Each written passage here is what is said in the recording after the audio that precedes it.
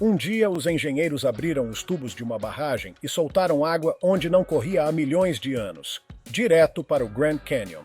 Começava a maior inundação artificial da história dos Estados Unidos. Número 1.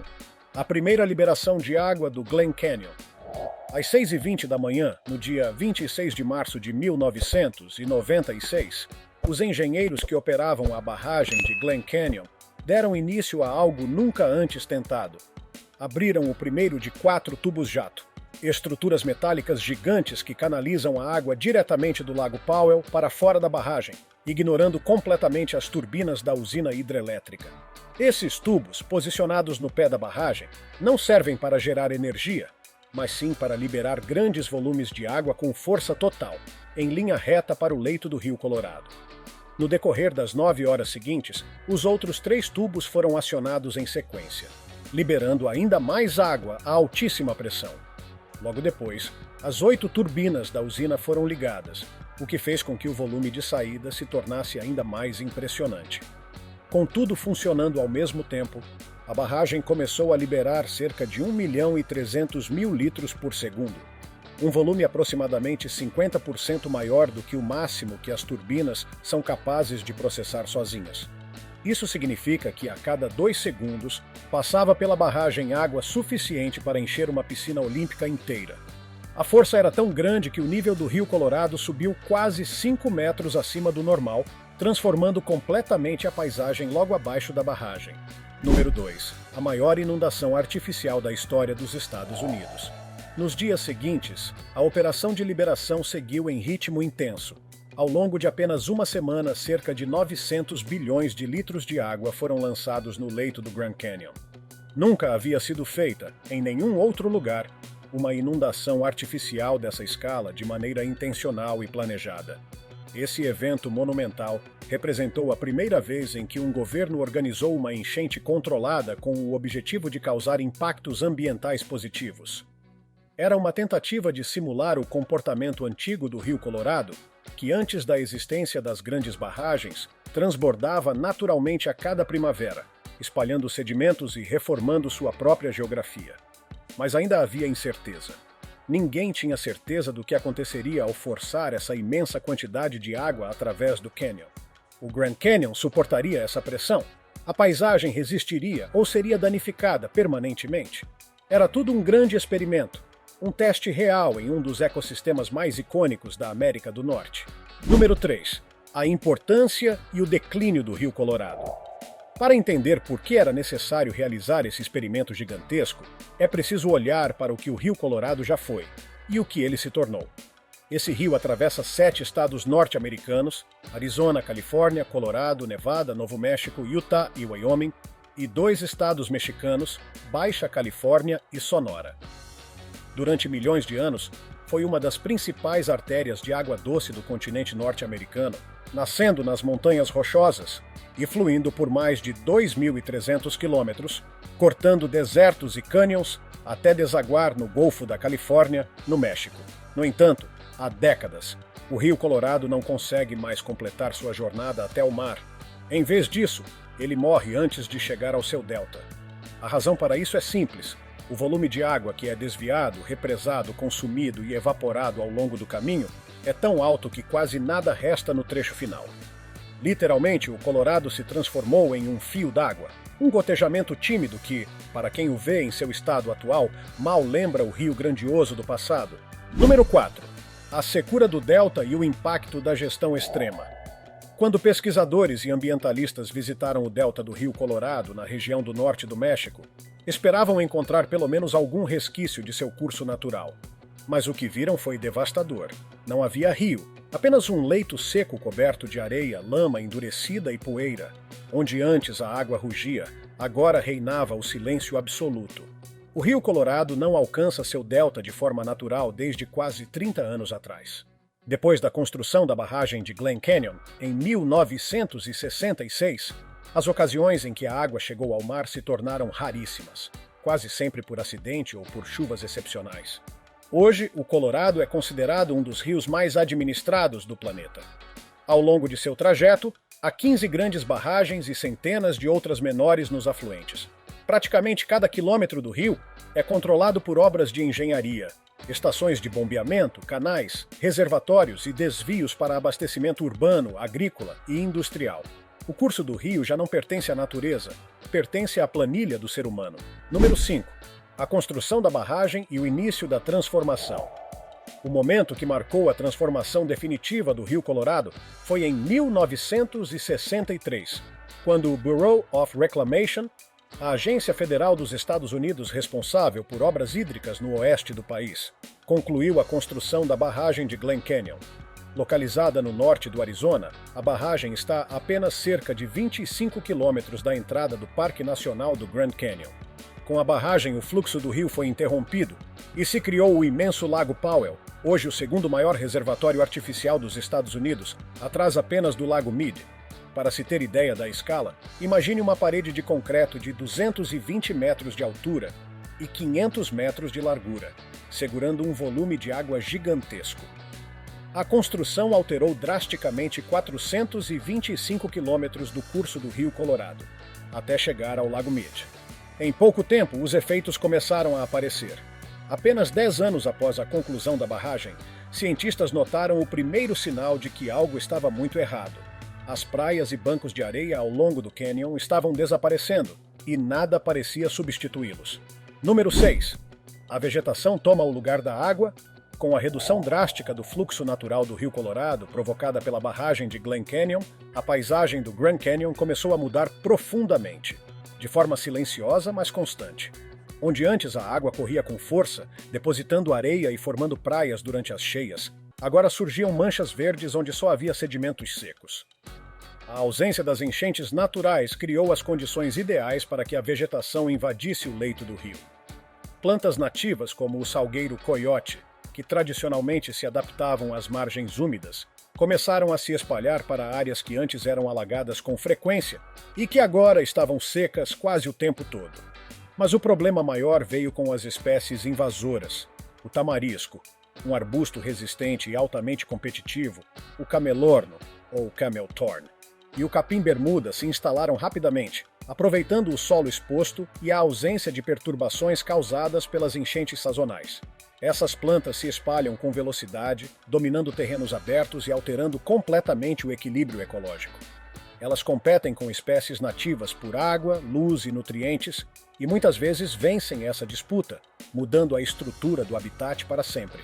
Além disso, a vegetação invasora estabiliza os sedimentos com suas raízes, o que impede a mobilização da areia nas futuras inundações, um efeito colateral que atrapalha ainda mais os esforços de restauração.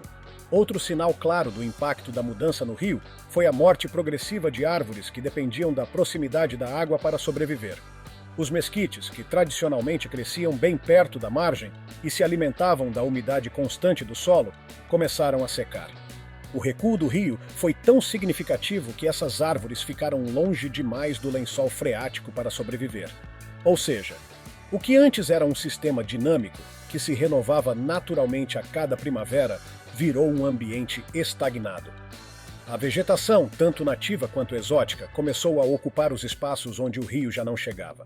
Essa ocupação não apenas altera a aparência do cânion, mas também afeta a fauna, a composição do solo e até dificulta o acesso de turistas e pesquisadores aos locais antes abertos e arenosos. Número 7. O declínio da areia no Grand Canyon. Desde a construção da barragem de Glen Canyon, os cientistas notaram uma queda drástica na quantidade de sedimentos que chegavam ao Grand Canyon. Estima-se que o volume de areia transportado até essa região tenha caído mais de 90%. Antes, o Colorado trazia consigo toneladas de areia fina e silt oriundos de toda a bacia hidrográfica, especialmente durante o degelo e as chuvas intensas. Esses sedimentos alimentavam os bancos de areia, formavam praias e moldavam o próprio curso do rio ano após ano. O ciclo era natural. Durante a primavera, as cheias violentas moviam o leito do rio, escavavam canais, acumulavam sedimentos e criavam novas estruturas geomorfológicas ao longo das margens. Esses eventos davam ao rio sua identidade e ao ecossistema sua vitalidade. Mas com a barragem controlando o fluxo, esse ciclo foi rompido. Agora, a água sai em volumes calculados, regulados por cronogramas humanos, principalmente pelo consumo de eletricidade nas cidades da região. O que antes era um rio que subia e descia de forma imprevisível e poderosa, se tornou um sistema passivo, onde a água sobe e desce suavemente, sem força suficiente para alterar a paisagem. As enchentes, que antigamente limpavam as margens, realocavam areia e escavavam novas passagens, foram substituídas por um fluxo estável, quase inofensivo do ponto de vista geológico. Como consequência, os bancos de areia estão desaparecendo. Onde antes havia praias largas e locais abertos para acampamento e vida selvagem, agora restam margens estreitas, encostas rochosas e solo invadido por plantas. A ausência de enchentes também permitiu o acúmulo de pedras, rochas e outros detritos que normalmente seriam removidos pela força do rio. A situação se agravou a tal ponto que os cientistas perceberam que o próprio canal principal do rio estava sendo lentamente tomado por pedras e vegetação. Se nada fosse feito, o rio perderia sua capacidade de automanutenção. E foi essa constatação alarmante que levou os especialistas a propor uma solução ousada: recriar artificialmente as enchentes que o Colorado não podia mais produzir por conta própria. Número 8. Resultados mistos da primeira inundação artificial. Foi assim que, em 1996, nasceu a ideia dos chamados testes de inundação controlada. O objetivo era investigar se essas enchentes artificiais poderiam restaurar os bancos de areia perdidos, combater o avanço da vegetação invasora e reverter parte dos danos ambientais causados pelo represamento do rio. A primeira liberação experimental durou 7 dias e lançou uma quantidade de água imensa através do Grand Canyon. No início, os resultados pareciam promissores. A areia levada pelos afluentes foi capturada pela corrente e depositada nas margens, formando praias novas e reformando as já existentes. A comunidade científica comemorou. Pela primeira vez em décadas, o rio voltava a apresentar comportamentos semelhantes aos de sua era natural. Mas a alegria durou pouco. Assim que o fluxo de água foi reduzido novamente, voltando aos padrões de operação das turbinas, a maioria dos depósitos de areia recém-formados começou a ser erodida. Os bancos sumiam quase tão rápido quanto surgiam. Essa instabilidade frustrou muitos dos envolvidos, mas serviu para confirmar uma lição valiosa. O tempo da liberação era crucial. A areia trazida pelos afluentes, especialmente após tempestades sazonais, permanece no sistema por pouco tempo. Se a enchente artificial não acontecer exatamente nesse intervalo, boa parte da areia se perde. O timing entre o recebimento dos sedimentos e a liberação da água deve ser exato. Do contrário, os efeitos são fracos ou temporários. Ainda assim, alguns resultados duradouros foram observados. Em alguns pontos onde a areia ficou acima da linha de água normal, formaram-se áreas conhecidas como backwaters, zonas de água parada ou lenta, ideais para a reprodução de peixes. Esses ambientes se tornaram preciosos para espécies ameaçadas ou em declínio, como o peixe-boi do Colorado e outros nativos da região. Além disso, as duas maiores corredeiras do Grand Canyon se alargaram, pois a força da água conseguiu remover detritos acumulados. Os sítios arqueológicos que ficam nas margens do rio foram monitorados durante todo o processo, e nenhum deles sofreu danos. Inclusive, a vegetação que havia começado a invadir as praias resistiu bem à inundação, sem ser completamente eliminada, mas também sem se expandir ainda mais. A conclusão final dos pesquisadores foi clara. Mesmo que os efeitos não sejam permanentes, os benefícios ecológicos superam os impactos negativos. A experiência foi um divisor de águas e estabeleceu as bases para o que viria a ser um novo modelo de manejo do Rio Colorado. Número 9. Os impactos positivos e negativos da barragem. Apesar de muitos impactos ambientais negativos, nem tudo foi ruim após a construção da barragem. Trutas, que antes não se adaptavam às águas quentes e turvas do Colorado em seu estado natural, começaram a prosperar nas águas frias e cristalinas liberadas pela barragem. A população desses peixes explodiu. O nível constante da água também ajudou a vegetação ribeirinha. Árvores e arbustos, que antes sofriam com as variações bruscas no nível do rio, começaram a crescer e formar uma muralha verde. Isso atraiu aves raras e outros animais. De fato, uma espécie de faixa verde de vida se formou ao longo do curso do rio. Número 10. Um alerta natural em 1983. Mas em 1983, algo inesperado aconteceu. Devido ao derretimento rápido da neve nas montanhas, o Lago Powell encheu demais. Os engenheiros foram obrigados a liberar urgentemente enormes volumes de água. O fluxo chegou a 2.700.000 litros por segundo, abaixo das maiores enchentes naturais, mas ainda assim colossal. Foi a primeira vez que usaram os vertedouros de emergência, túneis gigantes esculpidos na rocha ao lado da barragem. No começo, tudo parecia sob controle, mas de repente a água ficou vermelha. O motivo? A força da corrente havia arrancado concreto e pedaços de arenito das paredes dos túneis. Número 11. A reconstrução dos vertedouros e um resultado inesperado. Houve um momento em que se temia que os túneis colapsassem e danificassem a própria barragem. Felizmente, isso não aconteceu. O problema foi contido e, mais tarde, os engenheiros redesenharam os vertedouros para evitar a cavitação, um fenômeno em que bolhas minúsculas se formam na água em movimento rápido e implodem com tanta força que arrancam pedaços de rocha. Mas o mais interessante veio depois. Quando a água recuou, cientistas e guias experientes perceberam que áreas antes secas agora estavam cobertas com areia fresca. A enchente havia eliminado algumas plantas invasoras e ajudado a restaurar habitats de espécies nativas. Número 12. Novas experiências de inundação artificial. A experiência bem-sucedida de 1996 levou a novas tentativas. A primeira foi em 2004, depois em 2008. Em ambas, temporais sazonais haviam trazido grandes volumes de areia pelos afluentes, uma oportunidade perfeita. Durante essas inundações artificiais, a concentração de areia no rio aumentou drasticamente.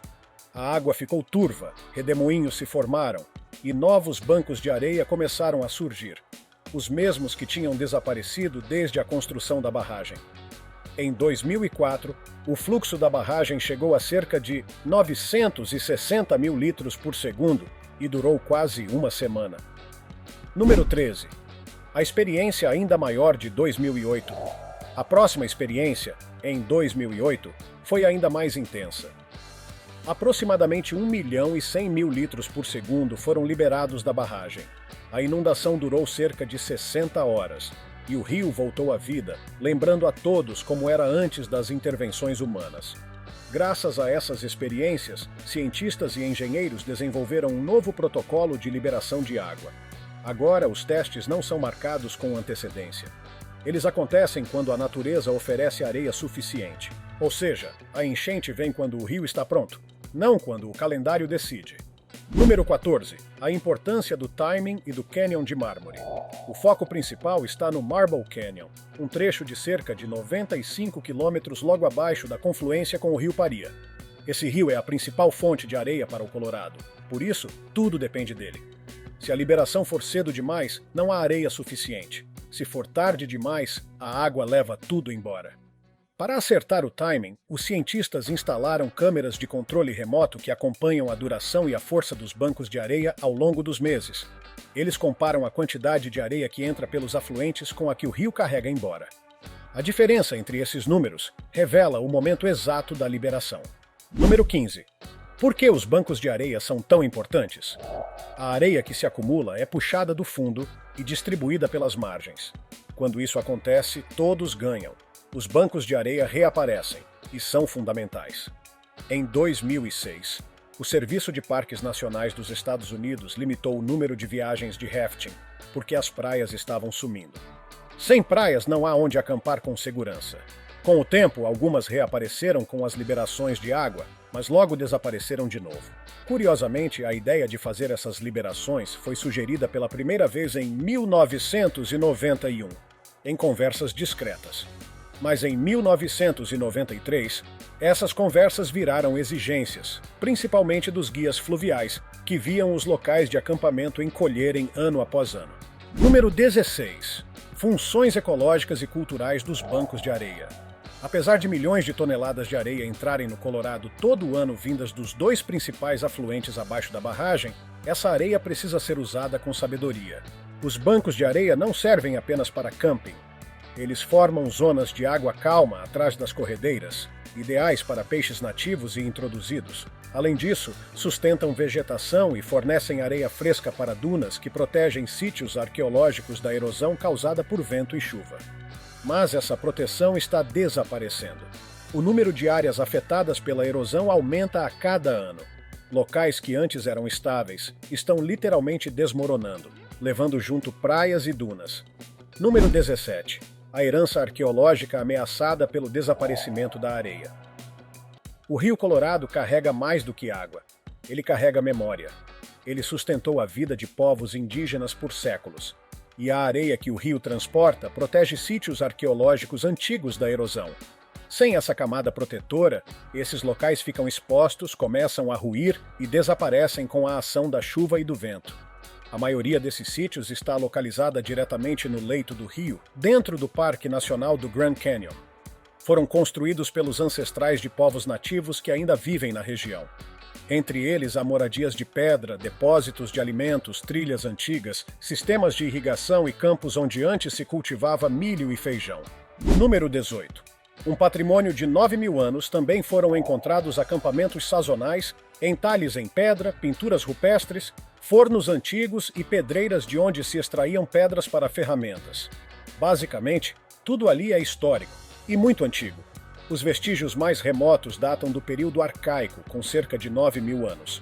Mas a maioria das descobertas no corredor do rio está relacionada aos ancestrais dos povos Pueblo e datam de aproximadamente 750 a 1250 d.C. Ou seja, há um vasto patrimônio a ser preservado. E tudo isso está em risco por causa da erosão e da falta de areia. Número 19. O plano oficial de liberar água periodicamente, avançando no tempo. Quando o Departamento do Interior dos Estados Unidos aprovou um novo plano de gerenciamento para o Rio Colorado, decidiu-se realizar liberações regulares de água controlada a partir da barragem de Glen Canyon. O objetivo era restaurar os bancos de areia, não com uma ação única, mas com uma política contínua, para que o rio pudesse voltar a se mover e depositar areia como fazia antes. E os resultados vieram rápido. A cada inundação artificial, os bancos de areia cresciam. Os dados combinados das 3 primeiras liberações mostraram que era possível reverter o encolhimento das praias e margens, desde que as enchentes ocorressem com frequência suficiente. Número 20. A seca, a pausa nos testes e o retorno em 2023. O programa começou oficialmente em 12, quando o departamento adotou um documento exigindo liberações periódicas de alto volume. Apenas 3 meses depois, o Rio Paria despejou quase 700.000 toneladas de areia no Colorado. O momento perfeito para o primeiro teste. Nos anos seguintes, houve novas liberações em 12, 13 e 14. Mas foi constatado que entre uma enchente e outra, os bancos de areia voltavam a se desgastar. Depois veio a seca. O nível do rio caiu e os engenheiros precisaram conservar cada gota de água para manter os reservatórios. Ao mesmo tempo, o clima começou a mudar. Tempestades sazonais que antes traziam areia dos afluentes se tornaram mais fracas e raras. Por isso, em 2018, as liberações pararam por 5 anos. Só em abril de 2023, o Bureau of Reclamation realizou outro grande experimento. Uma liberação de água por 72 horas, a primeira após essa longa pausa. Número 21. Conflito entre natureza e lucro. Na teoria, inundações curtas e intensas deveriam acontecer com mais frequência. Mas nos últimos anos, o rio simplesmente não tem dinheiro hídrico suficiente para isso. Além disso, o custo financeiro das liberações é alto. Toda vez que a água contorna as turbinas, as empresas de energia perdem receita. A barragem de Glen Canyon gera muita eletricidade para diversos estados, e é aí que começa o conflito eterno entre natureza e lucro. Para salvar o rio, é preciso liberar mais água. Mas quanto mais água se libera, menos energia se gera e menos dinheiro entra.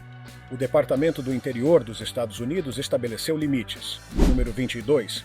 Limites técnicos e perdas econômicas.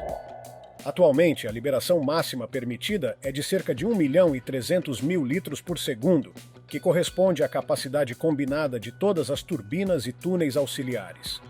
Se o volume ultrapassar o limite de operação das turbinas, cerca de 900.000 litros por segundo, a liberação não pode durar mais do que 96 horas. Essa medida é necessária. caso contrário, as perdas na geração de energia se tornam gigantescas. Ainda assim, as empresas do setor elétrico continuam reclamando. Elas perdem milhões de dólares a cada liberação. Para elas, cada litro d'água é um recurso que poderia gerar energia, e quando os estados não recebem eletricidade da barragem, têm que recorrer a usinas a carvão ou gás natural. Número 23. O equilíbrio ideal. Inundações curtas e certeiras. Hoje, engenheiros tentam encontrar um equilíbrio, como usar a barragem sem prejudicar a natureza e sem comprometer a produção de energia. A resposta mais promissora são os chamados experimentos de alto fluxo. Liberações curtas, intensas e bem programadas. Essas inundações acontecem apenas quando há areia acumulada a montante. Com um único impulso forte, o rio recebe o material necessário de uma vez. Mas ninguém consegue prever quanto isso vai custar. As perdas variam conforme a frequência e a duração dessas enchentes. Por exemplo, a primeira inundação em 1996 causou uma perda estimada de cerca de 1,8 milhão de dólares em receita, aproximadamente 1% da renda anual da usina. Se somarmos os custos com pesquisas e monitoramento, o valor praticamente dobra. Número 24. O verdadeiro problema do Rio Colorado. A verdade, porém, é que os problemas do Colorado começaram muito antes da barragem. Ninguém havia planejado tanta gente vivendo ali. A seca e a crescente demanda por água colocam pressão constante sobre o rio. Em 2013, a organização ambientalista American Rivers incluiu o Rio Colorado no topo da lista dos rios mais ameaçados dos Estados Unidos. A principal razão? O sistema de gestão do rio é antigo. A distribuição da água segue regras criadas há mais de 100 anos, num tempo em que a vida era bem diferente. Número 25. Um sistema ultrapassado para um mundo superpopuloso. Na época em que o Acordo do Rio Colorado foi assinado em 1922, havia cerca de 500 mil pessoas na região. Ninguém imaginava que a população do Sudoeste explodiria. Hoje, mais de 40 milhões de pessoas vivem na bacia do rio. E as regras antigas simplesmente não conseguem lidar com tanta pressão. E o rio também não. Para piorar, o oeste dos Estados Unidos está passando pela pior seca dos últimos 1.200 anos, o que definitivamente não ajuda. Número 26. E se o Rio Colorado secar de vez? E se o Colorado secar completamente abaixo da barragem? O que isso significaria para o Grand Canyon? Spoiler. Nada bom. O Grand Canyon já está secando. Não precisa ser ecologista para notar. O solo está rachado, a areia queima, a vegetação rareia e até o ar parece mais seco do que antes. Os cientistas alertam: os níveis de água subterrânea ao redor do cânion estão baixando, e no futuro haverá ainda menos água. Número 27. Rafting, cultura e sobrevivência local. Mas não é só o meio ambiente que preocupa. Se o rio desaparecer, não haverá mais rafting no Colorado. Pode parecer simples, mas o rafting é uma tradição local. Cerca de 27 mil pessoas descem o rio todos os anos atravessando o Grand Canyon.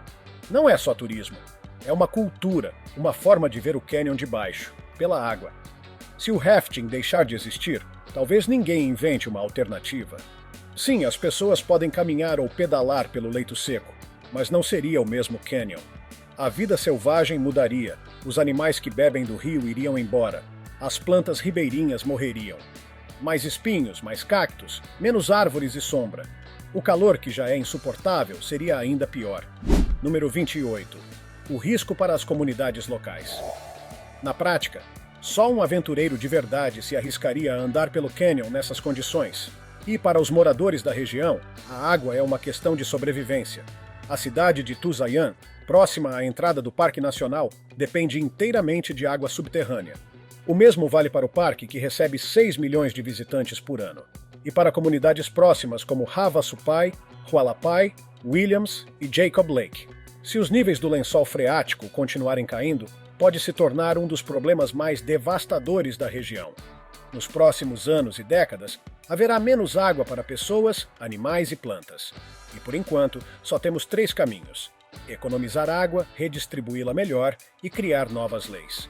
A verdadeira pergunta é: estamos dispostos a mudar nossos hábitos para garantir o futuro?